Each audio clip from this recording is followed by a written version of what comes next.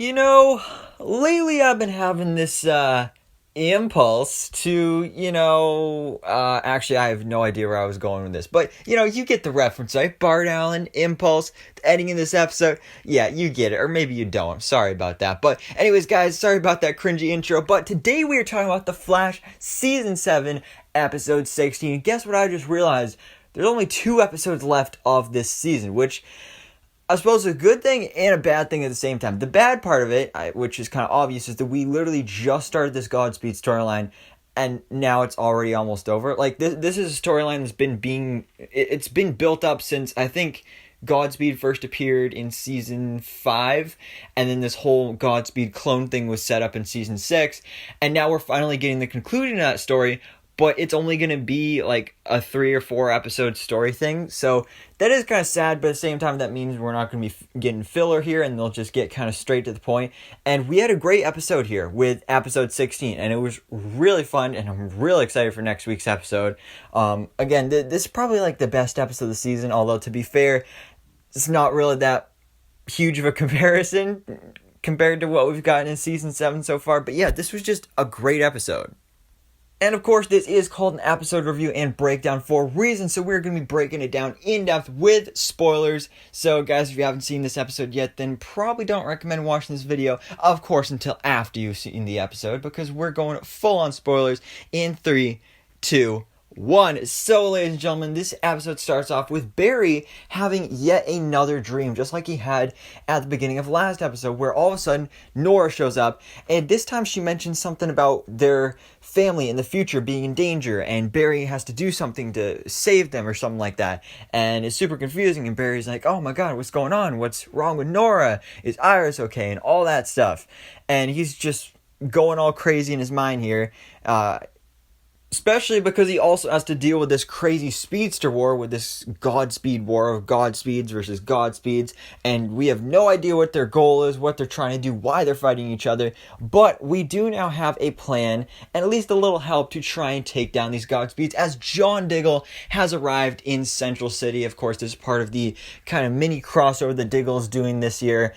He already popped up in Batwoman first, last week, or no, maybe it was the week before, he popped up in Letters of Tomorrow, except he technically wasn't, actually Diggle, he was Bass Reeves, but still, same actor, David Ramsey, and now he's going to be here, and then he's going to be in next week's episode of Superman and Lois, and he will end off this crossover type event in Supergirl this fall, or maybe next month, depends on when the episode actually airs. But yeah, I'm super excited for that, especially with the story that was set up with that character in this episode, so we're definitely going to be breaking that down.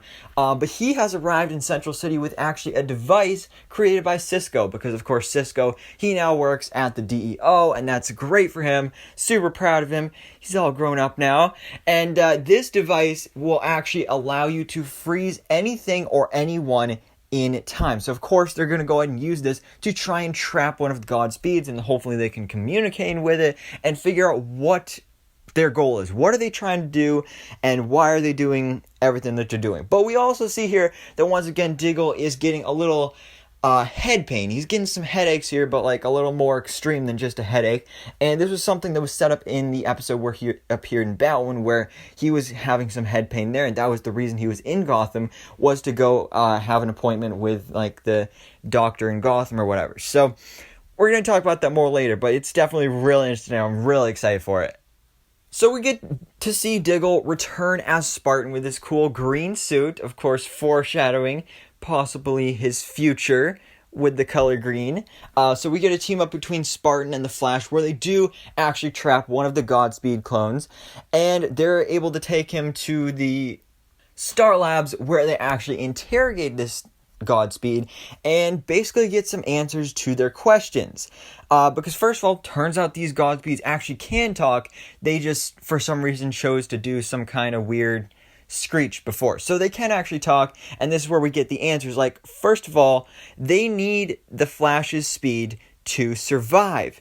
And their whole goal here is to search for August Heart. And that's why all of these Godspeeds are all running all over town, and sometimes they're fighting each other and everything, because it's basically a race. Whichever Godspeed finds the real August Heart first basically becomes the winner of this and prevents all of them from dying in the future. So all of these Godspeed clones are technically working against the actual Godspeed, which is definitely an interesting twist I did not see coming. But there's a couple other twists here that we'll in the episode that we'll talk about later as well. But then all of a sudden this Godspeed actually breaks out of the cell here in Star Labs because it is a clone. It's an artificial metahuman, so of course the meta dampeners don't actually work on him. So he's able to break out, and we don't really have much else going on with Godspeed in this episode, except for when we get to August Heart. But again, we'll get to that in a minute. But Barry, again, he's still got Nora and Iris and his family on his mind. So he makes a decision that he is actually going to go into the future and check on Nora and make sure that she is doing okay, she's doing good. But when he actually starts doing that, he actually starts his journey to the future. He's going back to the future.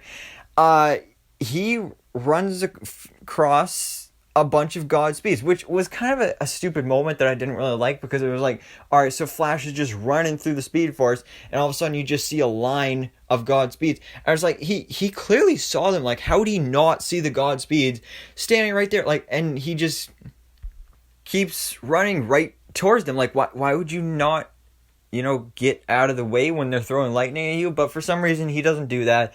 We get a lot of stupid moments like that with the Flash on this show.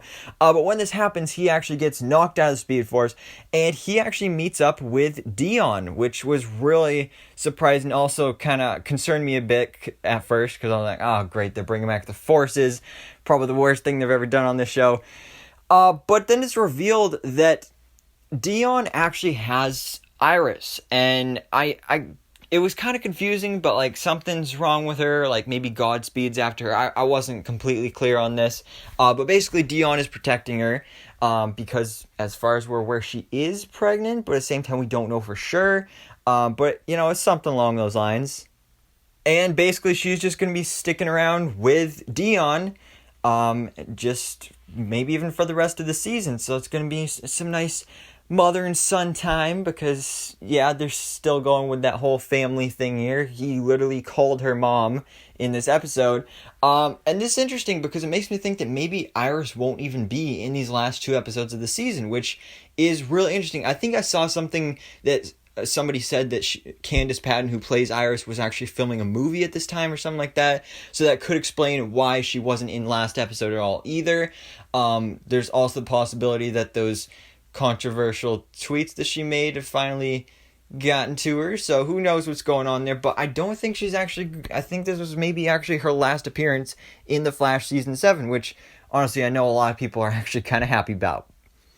But then we flash back over to Diggle in present day, where he and Killer Frost, or I guess actually just Frost now, they're fighting some Godspeed clones, and I love this huge reference here where Diggle's like, nanites, courtesy of Ray Palmer. It's like, yes, such a good reference. I wish Ray could come back. He was kind of kicked off Legends.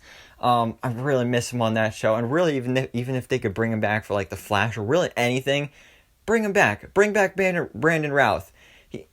We want some more Ray. We want the Atom back. But still, cool reference whether we get him back or not. But then all of a sudden, again, he's getting that head pain again, and he falls down.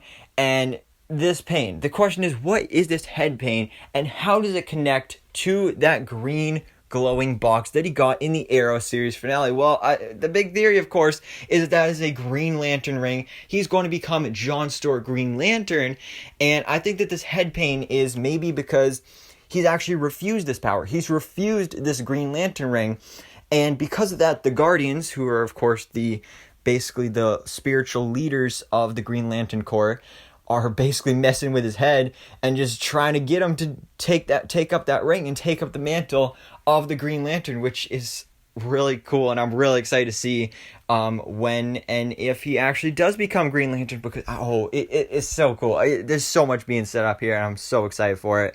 But real quick, let's talk a little bit about our side storylines in this episode. Like, for example, Joe and Kramer, who, of course, we had that cliffhanger at the end of last episode. No, they're not dead. They're fine. They're totally alive.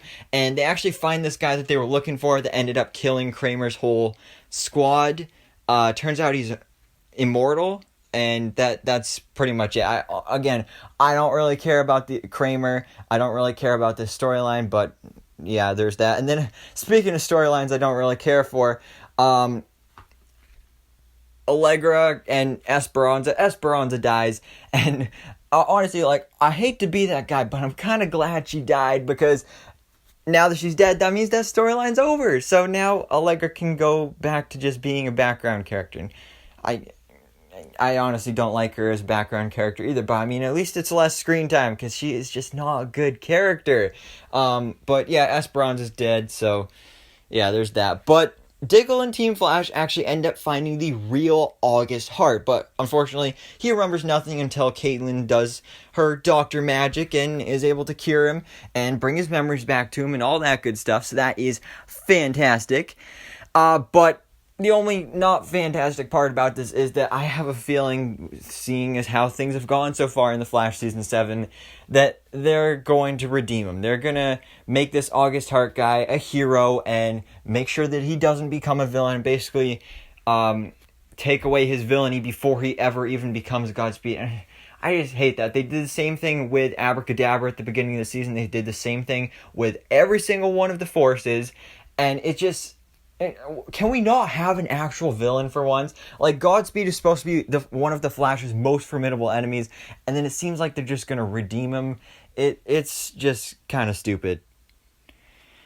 But anyway, the day is saved, so then we get our ending to the episode where Diggle, of course, does say goodbye, and he says that he's going to face his problem head on, and this is where we do get the flashback to him in the Arrow finale with that green glowing box, Green Lantern ring, and again, his next appearance will be on Superman and Lois next week, so I'm really excited to see what goes down there. But of course, the big cliffhanger at the end of this episode is the big setup for next week's episode, where Nora shows up, and it's the real Nora this time, not just Barry having a dream.